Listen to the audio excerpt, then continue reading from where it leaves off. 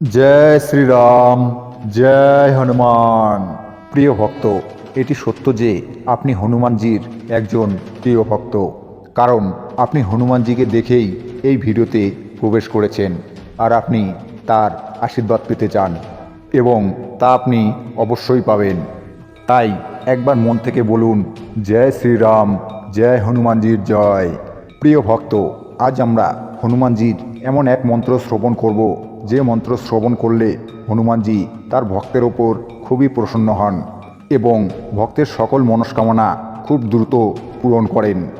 ভক্তের সকল দুঃখ কষ্ট তিনি স্বয়ং হরণ করেন, আশীর্বাদ প্রদান করেন, সকল প্রকার বাধা বিঘ্ন দূর করেন, অর্থের অভাব দূর করেন, সেই ভক্তের জীবন সুখ শান্তিতে ভরিয়ে দেন। তাই চলুন দেরি না করে ভক্তি ভরে 108 বার শ্রবণ করি সেই শক্তিশালী হনুমান মন্ত্র। ওম নমঃ ভগবতে অঞ্জনিয়ায় মহাবলায় সর্বদুঃখহরায় নমঃ। ওম নমঃ ভগবতে অঞ্জনিয়ায় মহাবলায় সর্বদুঃখহরায় নমঃ। ওম নমঃ ভগবতে অঞ্জনিয়ায় মহাবলায় সর্বদুঃখহরায় নমঃ। ওম নমঃ ভগবতে অঞ্জনিয়ায় মহাবলায় সর্বদুঃখহরায় নমঃ। ওম নমঃ ভগবতে অঞ্জনিয়ায় মহাবলায় সর্বদুঃখহরায় নমঃ। ওম নমঃ ভগবতে অঞ্জনিয়ায় মহাবলায় সর্বদুঃখহরায় নমঃ। ওম নমঃ ভগবতে অঞ্জনিয়ায় মহাবলায় সর্বদুঃখহরায় নমঃ।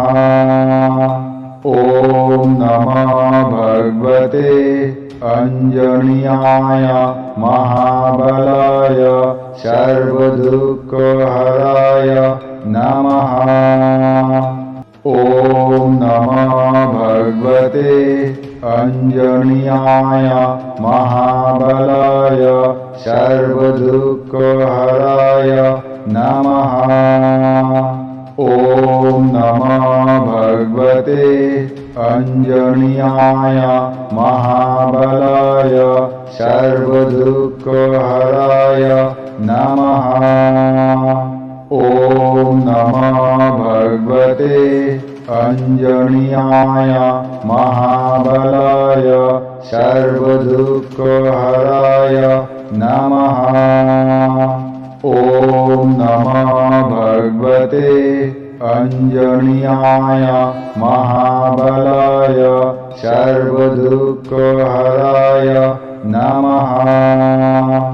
ওম নমঃ ভগবতে অঞ্জনিয়ায় মহাবলায় সর্বদুঃখহরায় নমঃ। ওম নমঃ ভগবতে অঞ্জনিয়ায় মহাবলায় সর্বদুঃখহরায় নমঃ। ওম নমঃ ভগবতে অঞ্জনিয়ায় মহাবলায় সর্বদুঃখহরায় নমঃ। ওম নমঃ ভগবতে অঞ্জনিয়ায় মহাবলায় সর্বদুঃখহরায় নমঃ। ওম নমঃ ভগবতে অঞ্জনিয়ায় মহাবলায় সর্বদুঃখহরায় নমঃ। ওম নমঃ ভগবতে অঞ্জনিয়ায় মহাবলায় সর্বদুঃখহরায় নমঃ। ॐ नमः भगवते अंजनीयाय महाबलाय सर्वदुःखहराय नमः। ॐ नमः भगवते अंजनीयाय महाबलाय सर्वदुःखहराय नमः। ॐ नमः भगवते अंजनीयाय महाबलाय सर्वदुःखहराय नमः। ॐ नमः भगवते अंजनीयाय महाबलाय सर्वदुःखहराय नमः। ॐ नमः भगवते अंजनीयाय महाबलाय सर्वदुःखहराय नमः। ॐ नमः भगवते अंजनीयाय महाबलाय सर्वदुःखहराय नमः।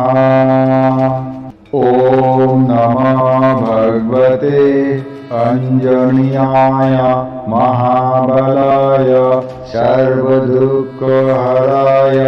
नमः।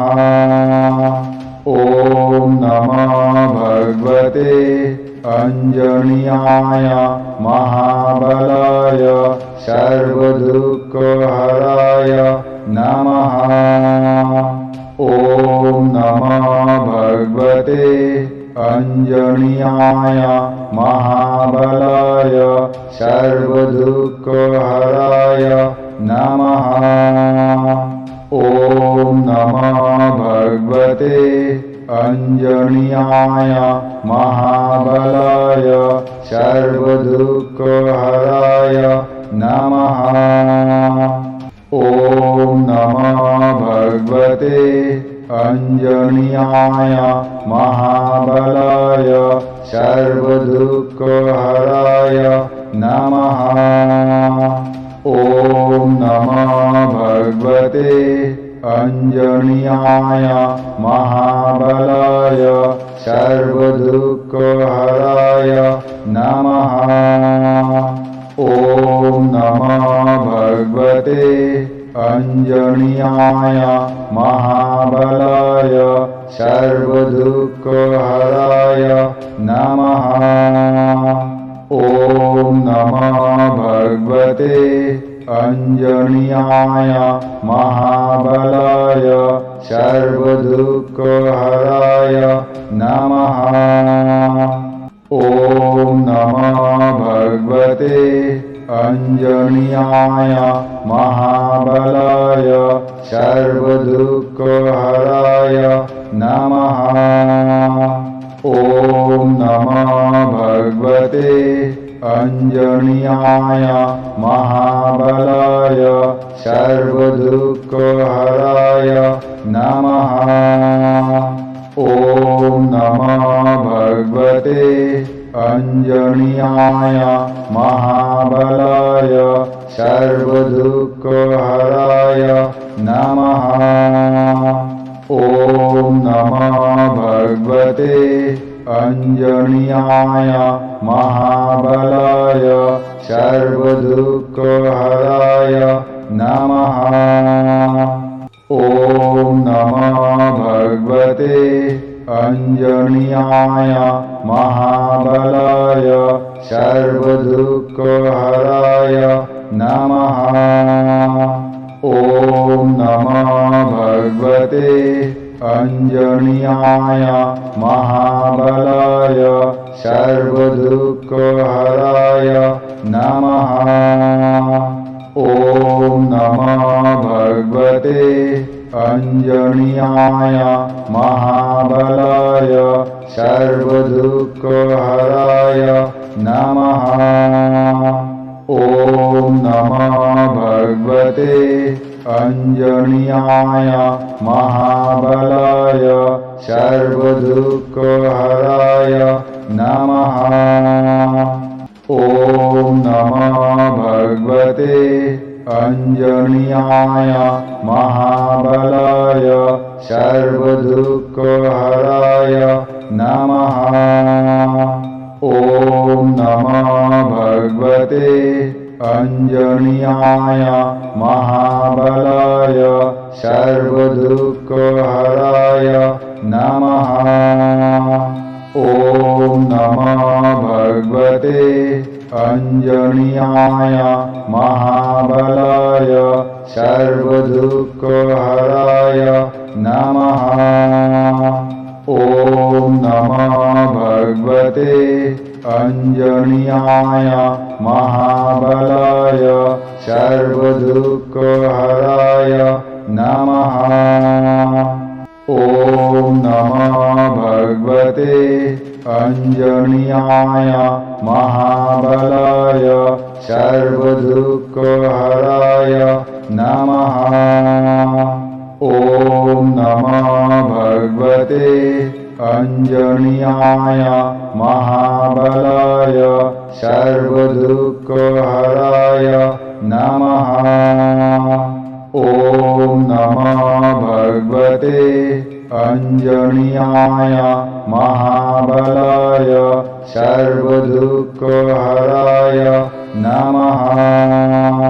ॐ नमः भगवते अंजनीयाय महाबलाय सर्वदुःखहराय नमः।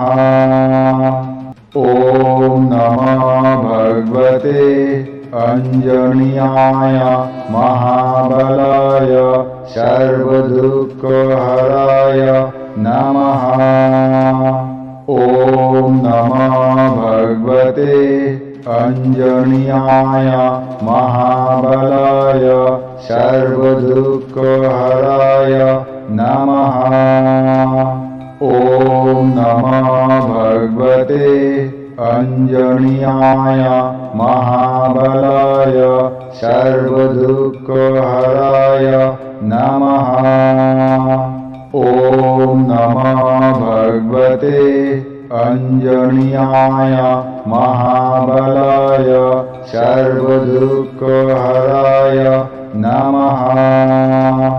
ॐ नमः भगवते अंजनीयाय महाबलाय सर्वदुःखहराय नमः। ॐ नमः भगवते अंजनीयाय महाबलाय सर्वदुःखहराय नमः। ॐ नमः भगवते अंजनीयाय महाबलाय सर्वदुःखहराय नमः। ॐ नमः भगवते अंजनीयाय महाबलाय सर्वदुःखहराय नमः। ॐ नमः भगवते अंजनीयाय महाबलाय सर्वदुःखहराय नमः।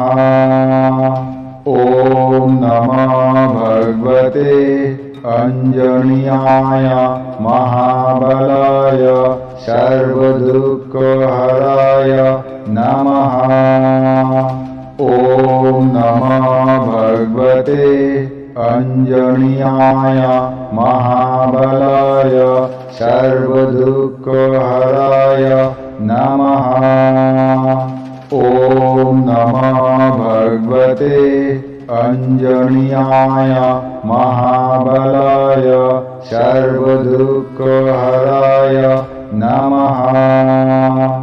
ॐ नमः भगवते अंजनीयाय महाबलाय सर्वदुःखहराय नमः। ॐ नमः भगवते अंजनीयाय महाबलाय सर्वदुःखहराय नमः। ॐ नमः भगवते अंजनीयाय महाबलाय सर्वदुःखहराय नमः। ॐ नमो भगवते अंजनीयाय महाबलाय सर्वदुःखहराय नमः। ॐ नमो भगवते अंजनीयाय महाबलाय सर्वदुःखहराय नमः। ॐ नमो भगवते अंजनीयाय महाबलाय सर्वदुःखहराय नमः। ॐ नमो भगवते अंजनीयाय महाबलाय सर्वदुःखहराय नमः। ॐ नमो भगवते अंजनीयाय महाबलाय सर्वदुःखहराय नमः। ॐ नमो भगवते अंजनीयाय महाबलाय सर्वदुःखहराय नमः। ॐ नमो भगवते अंजनीयाय महाबलाय सर्वदुःखहराय नमः। ॐ नमो भगवते अंजनीयाय महाबलाय सर्वदुःखहराय नमः। ॐ नमो भगवते अंजनीयाय महाबलाय सर्वदुःखहराय नमः। ॐ नमो भगवते अंजनीयाय महाबलाय सर्वदुःखहराय नमः। ॐ नमो भगवते अंजनीयाय महाबलाय सर्वदुःखहराय नमः। ॐ नमो भगवते अंजनीयाय महाबलाय सर्वदुःखहराय नमः। ॐ नमो भगवते अंजनीयाय महाबलाय सर्वदुःखहराय नमः। ॐ नमो भगवते अंजनीयाय महाबलाय सर्वदुःखहराय नमः। ॐ नमो भगवते अंजनीयाय महाबलाय सर्वदुःखहराय नमः। ॐ नमो भगवते अंजनीयाय महाबलाय सर्वदुःखहराय नमः। ॐ नमो भगवते अंजनीयाय महाबलाय सर्वदुःखहराय नमः। ॐ नमो भगवते अंजनीयाय महाबलाय सर्वदुःखहराय नमः। ॐ नमो भगवते अंजनीयाय महाबलाय सर्वदुःखहराय नमः। ॐ नमो भगवते अंजनीयाय महाबलाय सर्वदुःखहराय नमः। ॐ नमो भगवते अंजनीयाय महाबलाय सर्वदुःखहराय नमः। ॐ नमो भगवते अंजनीयाय महाबलाय सर्वदुःखहराय नमः। ॐ नमो भगवते अंजनीयाय महाबलाय सर्वदुःखहराय नमः। ॐ नमः भगवते अंजनीयाय महाबलाय सर्वदुःखहराय नमः। ॐ नमः भगवते अंजनीयाय महाबलाय सर्वदुःखहराय नमः। ॐ नमः भगवते अंजनीयाय महाबलाय सर्वदुःखहराय नमः। ॐ नमः भगवते अंजनीयाय महाबलाय सर्वदुःखहराय नमः। ॐ नमः भगवते अंजनीयाय महाबलाय सर्वदुःखहराय नमः। ॐ नमः भगवते अंजनीयाय महाबलाय सर्वदुःखहराय नमः। ॐ नमः भगवते अंजनीयाय महाबलाय सर्वदुःखहराय नमः। ॐ नमः भगवते अंजनीयाय महाबलाय सर्वदुःखहराय नमः। ॐ नमः भगवते अंजनीयाय महाबलाय सर्वदुःखहराय नमः। ॐ नमः भगवते अंजनीयाय महाबलाय सर्वदुःखहराय नमः। ॐ नमः भगवते अंजनीयाय महाबलाय सर्वदुःखहराय नमः। ॐ नमः भगवते अंजनीयाय महाबलाय सर्वदुःखहराय नमः। ॐ नमः भगवते अंजनीयाय महाबलाय सर्वदुःखहराय नमः। ॐ नमः भगवते अंजनीयाय महाबलाय सर्वदुःखहराय नमः। ॐ नमः भगवते अंजनीयाय महाबलाय सर्वदुःखहराय नमः। ॐ नमः भगवते अंजनीयाय महाबलाय सर्वदुःखहराय नमः।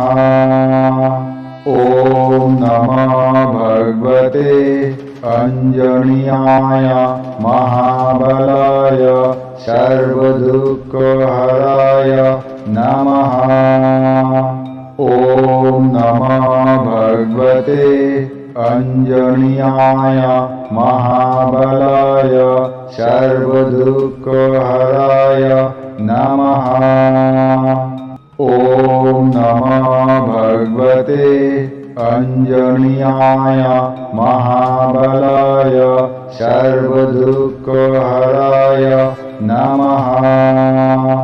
ॐ नमः भगवते अंजनीयाय महाबलाय सर्वदुःखहराय नमः।